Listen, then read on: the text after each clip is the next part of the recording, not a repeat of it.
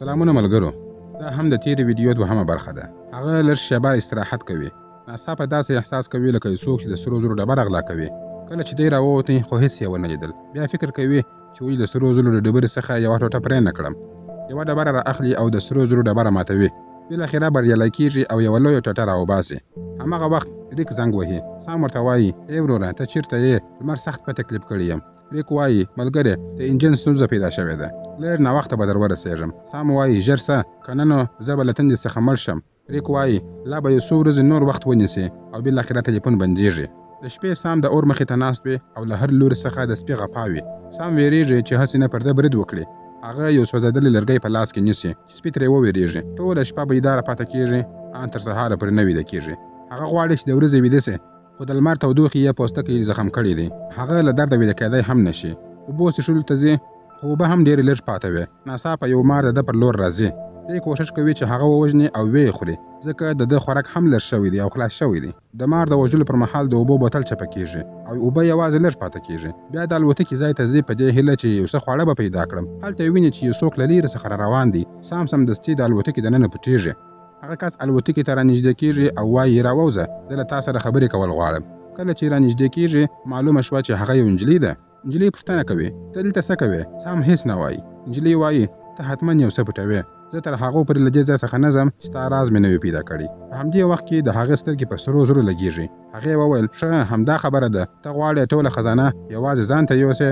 سام غوسه کېږي. یو لرګی اخلي او په مستقیم ډول یې پر سر وهي. نجلۍ همالته مړه کېږي. سام په حیرانتیا سره کښېني. بیا وروسته یوه کنده کیندي او د نجلۍ جسد پکې ښخوي. وروسته ویني چې یو سپی راځي او هڅه کوي چې د نجلۍ بدن راوباسي. بیا وروسته دی ځي هغه بدن راوباسي او سوځي یې.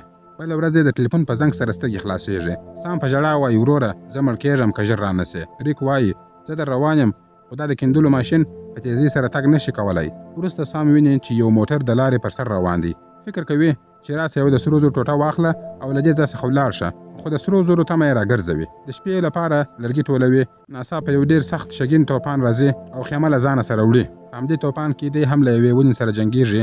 کله چې په هوش کې راځي ځان ټپي او د خاورو لاندې ویني. د درخت یو لرګی یې په نس کې بند پاته دی خو هغه د سرو زرو په لیونۍ تمه کې دی.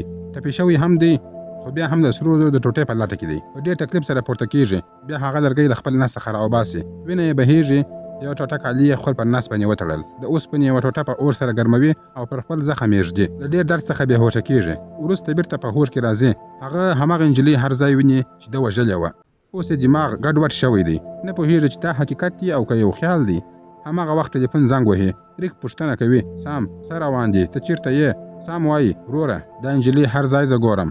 ریک ورته وایي ګوره پر سرو زرو پام کوه. څوک در څخه خبر نشي. که څوک در څخه پوه هم شول باید ته یې ووژنې. خو د سام حالت ډېر خراب دی. نشي کولی څوک ووژني. هغه درېدلی هم نشي. د وژلو خبره خو لا لرې پرېږد. پر مځکه پروت دی. د ځواب ورکولو توان هم نه لري. ناڅاپه هغه نجلۍ مخې ته راځي خو دا ځل یې پر مخ زخم نه و. هغې سام ته اوبه ورکړې او د مرستې غوښتنه کوي. خو سام د سرو زرو په مینه کې ړوند شوی دی. مرسته نه مني. نجلۍ یوازې یوه پوښتنه کوي.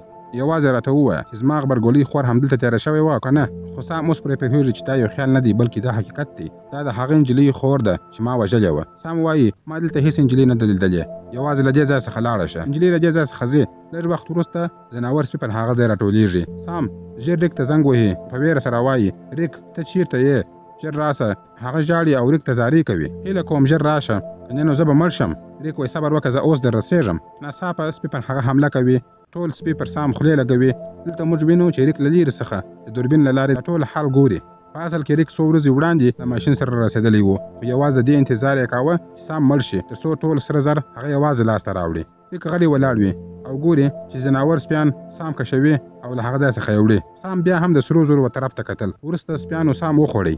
کله چې ریک ډاډه شي چې سام نور مړ شو د موټر سره د سرو زرو د اخیستلو لپاره ورځي. خو ناڅاپه یو غشی د هغه پر سینه لګېږي. هغه هم مړ کېږي. دا غشی د بل چا نه بلکې د هماغه نجلۍ و. د کومې نجلۍ خور چې دوی وژلې وه. او فلم همدلته پای ته رسېږي. ویډیو لایک او شیر کړئ او زموږ سره په یوټیوب کې هم ملګري شئ. مننه.